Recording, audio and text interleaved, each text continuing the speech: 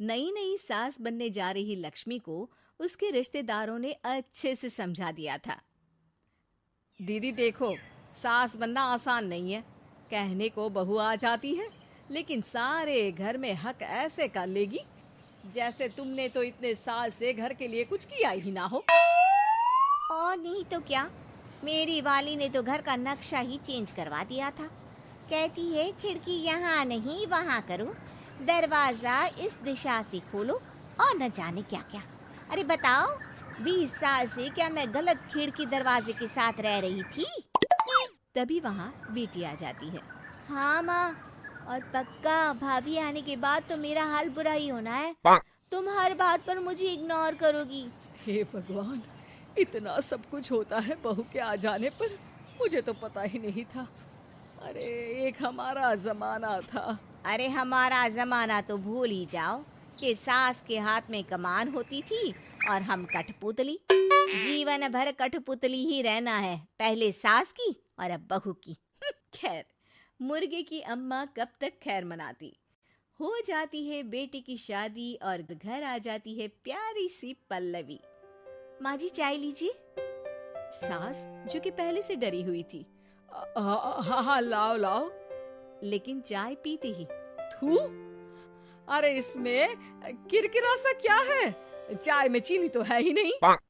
माँ जी वो ये बता रहे थे कि आपको शुगर की बीमारी है, तो मैंने चीनी की जगह गुड़ का पाउडर डाला है, वो शुगर के लिए ठीक रहेगा। सास गुस्से से लाल हो जाती है। अरे नहीं नहीं, मैंने जीवन भर चीनी की ही चाय पी है, तो मैं तो चीनी वाली ही चाय पीऊंगी। तुम आई और मैं नियम बदल दूं? ऐसी सास नहीं हूं मैं, समझी?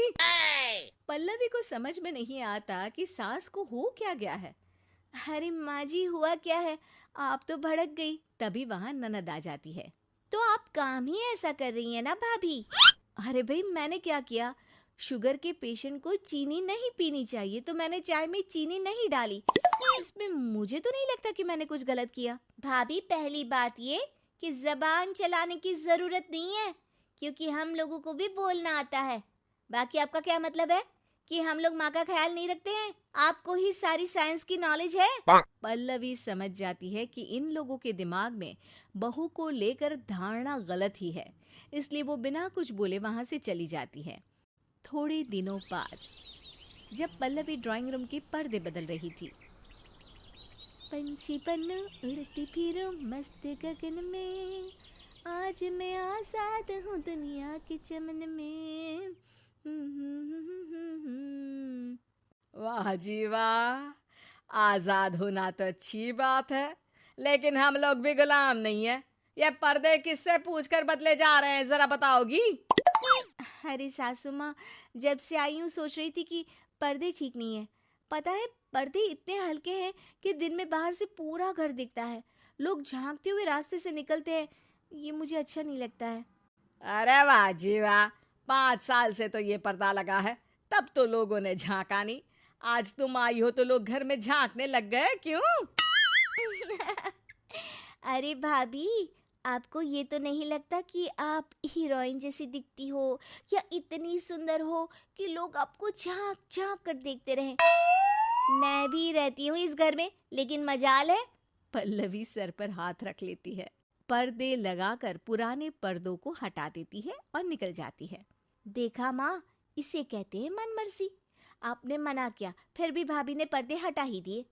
ठीक है बेटा, शुक्र करना पर्दे ही हटाए हैं। अरे कहीं किसी दिन ये हमें ही ना हटा दे। ऐसे कैसे हटा देंगी, हम क्या पर्दे हैं?